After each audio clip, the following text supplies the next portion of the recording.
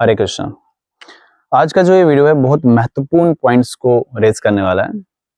जब हम पुस्तक वितरण करते हैं, भगवद गीता का वितरण करते हैं, अलग अलग श्रेणियों के लोग जो है हमारे समक्ष आते हैं, जिसमें एक श्रेणी के वो लोग होते हैं जो उत्साहपूर्वक भगवद गीता यानी पुस्तक लेके चले जाते हैं। कई बार ऐसे लोग भी आते हैं जो कुछ लेते नहीं है, 4 बातें सुना के चले जाते हैं, जिसमें वो अपने तर्क वितर्क करने का प्रयास करते हैं। तीसरी श्रेणी के वो लोग भी होते हैं जो बहुत न्यूट्रल रहते हैं, जो ना किसी प्रकार का अपमान करते हैं, ना किसी प्रकार का सम्मान रखते हैं, तो दे लीव।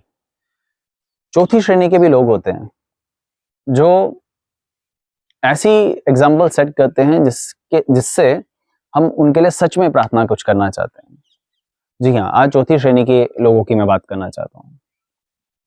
हाल ही में हम पुस्तक वितरण कर रहे थे।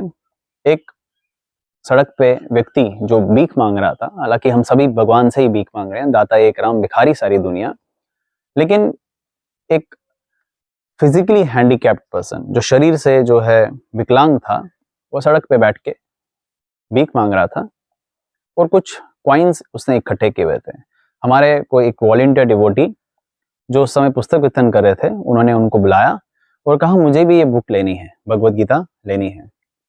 खैर उस दिन गीता महामहोत्सव था, गीता जयंती थी, तो उस समय हम स्टूडेंट्स को हाफ प्राइस पे भगवद गीता देने का एक छोटा सा प्रयास कर रहे थे। तो लेकिन उन भक्त ने उनको फ्री में देने की, भगवद गीता जिन्होंने मांगी है उनको फ्री में देने की जो है एक प्रयास किया। लेकिन उन व्यक्ति ने जिनको हम मेटेरियलिस्टिक पॉइंट ऑफ व्यू से भिखारी कहते हैं, उन्होंने क्या किया, उन्होंने बोला कि नहीं, ये पुस्तक जो है भगवद गीता, ऐसे दिव्य ज्ञान को मैं कुछ दान दक्षिणा देके ही लूंगा।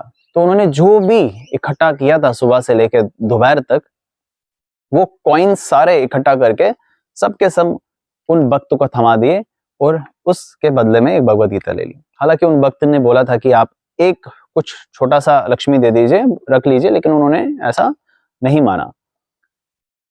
और फिर खैर उनको फिर फल प्रसाद देके उनको कहीं ना कहीं पे हमने एक रेस्प्लिकेट किया अपना प्रेम भाव उनके प्रति, और भगवान से प्रार्थना की कि ऐसे जो श्रद्धालु हैं, ऐसे जो आपके भगवान के भक्त हैं, इनको भगवत प्राप्ति जरूर हो। लेकिन अब इससे सीखना क्या हमें? इससे ये सीखना है, उसके पास जो भी था ना उसने भगवान को समर्पित कर दिया। लेकिन क्या कभी हमने ऐसा सोचा है, क्या कभी हमने ऐसा प्लान आउट किया है भगवान को वो सब कुछ समर्पित कर देना जो हम सब के पास है, जो हम सब ने एक काइंड ऑफ अपने पास रिजर्व करके रखा हुआ है? नहीं सोचा होगा। और क्या उन लोगों ने ऐसा सोचा है जो उन पॉइंट्स को रेज करते हैं, ये हमें बताते हैं कि ये पुस्तक आपको निःशुल्क सबको दे देनी चाहिए। और ये कई बार पॉइंट रेज करते हैं, आप भगवद गीता बेच के अपना बिजनेस कर रहे हो। क्या वो सो कॉल्ड बुद्धिजीव व्यक्ति, सो कॉल्ड स्कॉलर्स इतना भी नहीं समझते कि कोई भी पुस्तक की छपाई में, प्रिंटिंग में कुछ चार्जेस लगते हैं, कुछ पैसे लगते हैं? वैसे ही भगवद गीता की छपाई में, प्रिंटिंग में भी कुछ लक्ष्मी लगती है। और अगर उस भगवद गीता के माध्यम से, उन पुस्तकों के माध्यम से मंदिर में 20-30 रुपए जा भी रहा है, तो आपको किस बात की तकलीफ है? आप भी तो कहीं ना कहीं पे रेस्टोरेंट में खा के या कहीं ना कहीं पे मूवी देख के या कुछ अलग अपने प्रकार की एंटरटेनमेंट वैल्यूज को ध्यान में रखते हुए पैसा जो है कहीं ना कहीं पे इन्वेस्ट कर रहे हैं।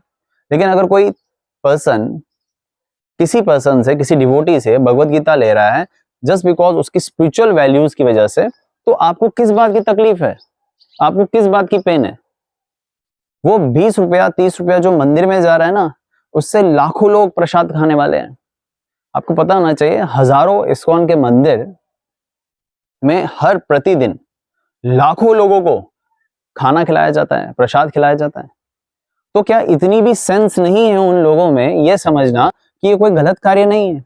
क्या इतनी भी सेंस नहीं है लोगों में कि हम उनको एटलीस्ट सपोर्ट ना करें, तो क्रिटिसाइज भी ना करें?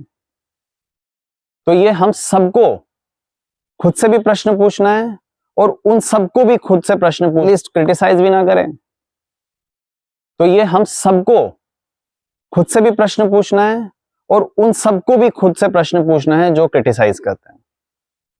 तो ये सच में बहुत महत्वपूर्ण बात है। उन व्यक्ति ने मुझे भी समझाई। क्या मैंने सब कुछ भगवान को समर्पित कर दिया? मेरे लिए तो आंसर नहीं था। आपका क्या आंसर है? खुद से सोचिए, खुद से विचार कीजिए और अपने जीवन में जैसा भी बदलाव लाना चाहते हैं वो प्लीज लाइए। हरे कृष्ण।